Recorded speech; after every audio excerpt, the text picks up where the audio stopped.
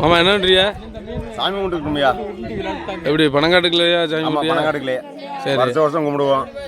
இங்கே நம்ம சுற்றி பணத்தீவர்களுக்கு எல்லா மக்களுக்கும் காவல் தெய்வமாக இருக்கார் இந்த ஐயனார். சரி சரி. ஆமாம். எப்படி போன வருஷம் வந்தேன், ஆள் நிறையா இருந்துச்சு, இப்போ கம்மியாக இருக்குது.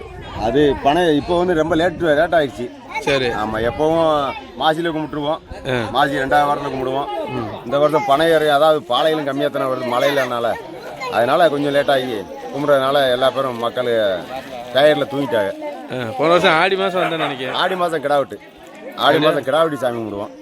ஆமாம், அது எல்லாருமே என்ன காரணம் அதுக்கு? என்ன அப்போ வந்து எல்லாரும் அதாவது சந்தோஷமாக ஊரில் தங்குறனால சீசன் முடிச்சு இப்போ சீசன் ஆரம்பங்கிறதுனால இனிப்பா பால் பழம் போட்டு கும்பிட்றோம். எப்படி? பால் பழம் பிணைஞ்சி. பால் பழம் எப்படி தயாராகிறது? பால் அதாவது பால்னா தேங்காய் எடுக்கிறது. தேங்காய் திருவி பால் எடுத்து பழம் போட்டு மண்டவெல்லாம் போட்டு பிணையிறது. பிணைஞ்சி சாமி விட்டு அதை சாமி போட்டு வர்ற மக்களுக்கு வரேன்.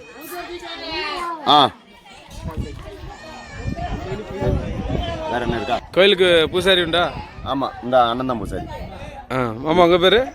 கணேசவண்டியன். எத்தனை வருஷமாக சாமி கும்பிட்டுங்க? ஒரு 10-20 வருஷம். அப்போ சாப்பாடு எப்படி இருக்கு? சரியான சாப்பாடுங்க, சொல்லக்கூடாது. அப்படியே சித்தப்பா வந்து ஊத்துனாரு, அப்படியே தேன் மாதிரி வடியுது பாருங்க. இது எடுக்கணும்.